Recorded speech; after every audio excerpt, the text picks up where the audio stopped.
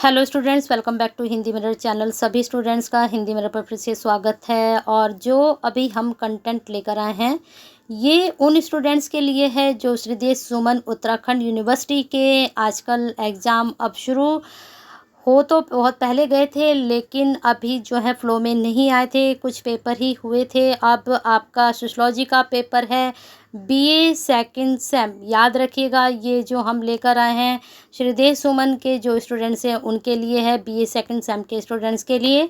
और बहुत टाइम से क्वेरीज आ रही थी, लास्ट टाइम भी हम लोगों ने आप लोगों तक क्वेश्चन बैंक पहुंचाए थे 4 सब्जेक्ट के, और अब फिर से आपकी तैयारी शुरू करते हैं।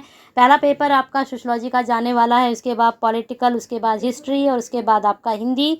तो स्टेप बाय स्टेप चलेंगे और सारी तैयारी आपकी कराएंगे।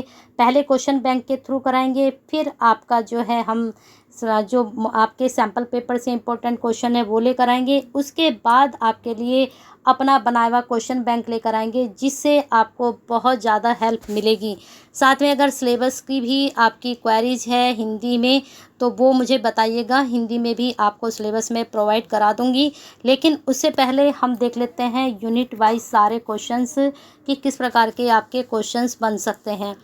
तो आप देख लीजिए, पेपर भारतीय समाज व्यवस्था, सभी को मालूम है पेपर का नाम। प्रश्न बैंक यानी कि question bank, BA second semester यानी कि बीए द्वितीय सेमेस्टर। तो यूनिट 1 में पहला क्वेश्चन आपका जा सकता है, भारतीय सामाजिक संगठन की पारंपरिक विशेषताओं का वर्णन करें। दूसरा क्वेश्चन है, भारतीय और विदेशी सामाजिक व्यवस्था के बीच मुख्य अंतर पर चर्चा करें। और यहाँ पर भारतीय सामाजिक व्यवस्था के आधारों की व्याख्या भी आपको करनी है। तो जो इम्पोर्टेंट यहाँ पर जा सकता है बहुत ज़्यादा 99%, वो भी साथ ही साथ आपको बताते चलते हैं। तो ये आप 99% कर लीजिएगा। नेक्स्ट क्वेश्चन देख लेते हैं, भारतीय समाज में भाषाई भिन्नता का क्या अर्थ है। बहुत इम्पोर्टेंट है, इसको ज़रूर करके जाइएगा। भारतीय संस्कृति में विविधताओं के बीच एकता की अवधारणा पर चर्चा करें। तो ये कुछ आपके क्वेश्चंस थे, 3 से 4 यहाँ पर, सॉरी 1 से 4 तक। अब इन 4 में से भी हमें देखना होगा कि हम ज़्यादा ज़रूरी कौन सा पढ़ के जाएँ। तो ज़्यादा ज़रूरी आप ये पढ़ के जाइए, ये भी पढ़ के जाइए और विविधता भी पढ़ के जाइए, ठीक है। वैसे तो ये चारों ही इम्पोर्टेंट हैं, क्योंकि ये जो क्वेश्चन बैंक बनाया गया है इसमें ज़्यादा क्वेश्चंस नहीं लिए हैं, और यहाँ पर क्वेश्चन जो लिए हैं वो सारे ही बहुत इम्पोर्टेंट है। तो मेरा मानना है कि आप सारे ही क्वेश्चंस करके जाइए। चलते हैं सेकंड यूनिट पर, जो कि धर्म से रिलेटेड है। और यहाँ पर आपको बता देते हैं जो आपकी फर्स्ट यूनिट है, यहाँ पर देख लीजिए, धर्म के लक्षण बताइए तथा उसके विभिन्न रूपों का वर्णन कीजिए। भारतीय जीवन में धर्म के महत्व अथवा आधारों की व्याख्या कीजिए। अब ये तो बन गए 2 क्वेश्चन आपके धर्म से रिलेटेड। अब है वर्ण व्यवस्था से रिलेटेड। वर्ण व्यवस्था क्या है, विभिन्न वर्णों के कर्तव्यों की चर्चा करनी है। नेक्स्ट है, वर्ण व्यवस्था के समाज शास्त्रीय महत्व का वर्णन करें। तो वर्ण व्यवस्था से भी यहाँ पर आपको 2 ही क्वेश्चंस दिए गए हैं। नेक्स्ट क्वेश्चन है आपका आश्रम व्यवस्था। तो आश्रम व्यवस्था से आप क्या समझते हैं, विभिन्न आश्रम व्यवस्था जो हैं उनका परिचय आपको देना है। दूसरा क्वेश्चन यहाँ पर है, आश्रम व्यवस्था के प्रकार बताइए और समझाइए कि गृहस्थ आश्रम सबसे अधिक महत्वपूर्ण क्यों है। ठीक है, अब यहाँ पर आपके क्वेश्चंस हमने तो डाल दिया सिर्फ गृहस्थ आश्रम। हो सकता है आपसे किसी और आश्रम के बारे में पूछ लिया जाए, तो मुझे लगता है जितने भी इसके प्रकार हैं आप सारे प्रकार पढ़कर जाइए, क्योंकि यहाँ से क्वेश्चंस आपका 100% कह सकते हैं बनेगा आश्रम व्यवस्था से। ठीक है, यहाँ पर प्रकार भी आपसे पूछे जा सकते हैं, और इन तीनों के बारे में जितने भी आश्रम हैं आपसे, जितने भी 4-5 जो भी हैं आपके आश्रम, वो अलग अलग आपसे पूछे जा सकते हैं, और एक पर्टिकुलर भी आपसे पूछा जा सकता है। चलते हैं आगे। अब आते हैं पुरुषार्थ पर। पुरुषार्थ में देख लीजिए, पुरुषार्थ के 4 तत्वों एवं महत्ता की चर्चा कीजिए। तो यहाँ पर चारों तत्वों के बारे में पूछ लिया गया है। पुरुषार्थ में धर्म का क्या महत्व है और इसकी व्याख्या करें। ये भी आपका 100% आएगी, यहाँ से क्वेश्चन आपका 100% बनेगा।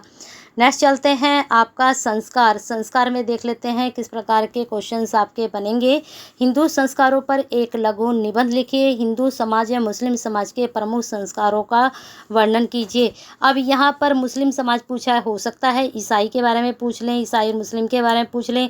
तो मुझे लगता है सभी जितने भी समाज हैं आप उसके बारे में ज़रूर पढ़ के जाइए और सबके संस्कार भी पढ़ कर जाइए, क्योंकि कुछ भी क्वेश्चंस कहीं से भी बन सकता है। अब चलते हैं आपकी यूनिट 3 पर। तो यहाँ पर आप देख सकते हैं यूनिट 3 शादी।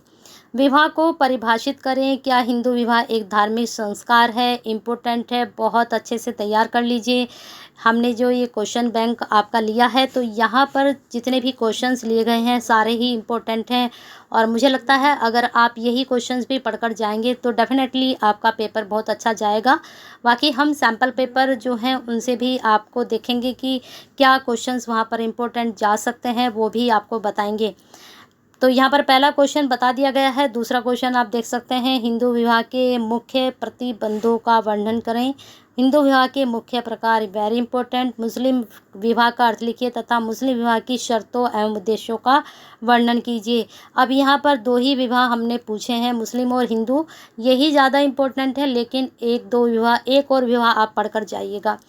नेक्स्ट है, हिंदू विवाह में होने वाले नवीनतम परिवर्तनों का वर्णन कीजिए। थोड़ा रैंडमली क्वेश्चन है, इस तरह के क्वेश्चन अक्सर एग्जाम में पूछ ले जाते हैं। अब आते हैं परिवार पर। परिवार से आप क्या समझते हैं? परिवार में आधुनिक परिवर्तन पर चर्चा करें। ठीक है, ये भी इम्पोर्टेंट है यूनिट आपके लिए। परिवार के कार्य और परिवार के प्रकार बताइए। संयुक्त परिवार के गुण और दोषों का वर्णन कीजिए। इसके बाद है, संयुक्त परिवार को परिभाषित करें। साथ ही जोड़ की अव्यवस्था के मुख्य कारण पर भी चर्चा करें। परिवार का हमारा जो जोड़ होता है उसकी अव्यवस्था मुख्य कारण क्या होते हैं। तो मुझे लगता है परिवार यूनिट से आपके 100% क्वेश्चन बनेंगे। अब इसमें से क्या बन सकते हैं ज़्यादा इम्पोर्टेंट? एक तो परिवार से आप क्या समझते हैं, परिवार के कार्य और परिवार के प्रकार आपसे पूछे जा सकते हैं, संयुक्त परिवार के गुण। मुझे लगता है ये चारों ही आपके लिए वेरी इंपॉर्टेंट हैं और यहाँ से क्वेश्चन आपका 100% बनेगा। नेक्स्ट चलते हैं, जाति का अर्थ विशेषताएं बताइए। जाति व्यवस्था के गुण व दोष बताइए। जाति व्यवस्था की उत्पत्ति के विभिन्न सिद्धांतों की संक्षेप में चर्चा करें। तीनों ही टॉपिक यहाँ पर बहुत इम्पोर्टेंट है। अगर आप जाति व्यवस्था की विशेषताएं गुण दोष में से एक भी करके लेके जाते हैं तो कहीं ना कहीं आपके लिए बेनिफिशियल हो सकता है, लेकिन उत्पत्ति के विभिन्न सिद्धांत ना छोड़िएगा, ये भी इम्पोर्टेंट है। चलते हैं नेक्स्ट क्वेश्चन पर। औद्योगिकरण और शहरीकरण के प्रभाव के कारण जाति व्यवस्था में हो रहे परिवर्तनों पर चर्चा करें। वीडियो अब मुझे लगता है अब तक आपने लाइक अगर नहीं की है तो प्लीज़ कर दीजिए और शेयर कर दीजिए अपने जैसे ही स्टूडेंट्स को, क्योंकि बीए सेकंड सेम के काफ़ी स्टूडेंट्स हैं जो हमसे जुड़े हुए हैं। एनईपी जिनकी है एनईपी के अकॉर्डिंग, और यहाँ पर श्रीदेव सुमन स्टूडेंट्स को काफ़ी जो है कंटेंट मिलता है हिंदी मिरर की तरफ से। तो आप जैसे बहुत से स्टूडेंट्स हैं जो ऐसे कंटेंट का इंतज़ार करते हैं, प्लीज़ शेयर कर दीजिए। साथ के साथ अगर वीडियो देख रहे हैं साथ के साथ करते रहिए शेयर। जितना शेयर करेंगे उतना ही ये कंटेंट आप जैसे स्टूडेंट्स के पास पहुंचेगा और आपके जैसे ही उनको भी इस वीडियो का बेनिफिट्स होगा जैसे आपको होता है। चलते हैं लास्ट में, औद्योगिकरण शहरीकरण के प्रभाव के कारण जाति व्यवस्था में हो रहे परिवर्तन पर चर्चा करनी है। फिर है, रिश्तेदारी से आप क्या समझते हैं? सामान्यतः रिश्तेदारी को कितनी श्रेणियों में बांटा जा सकता है?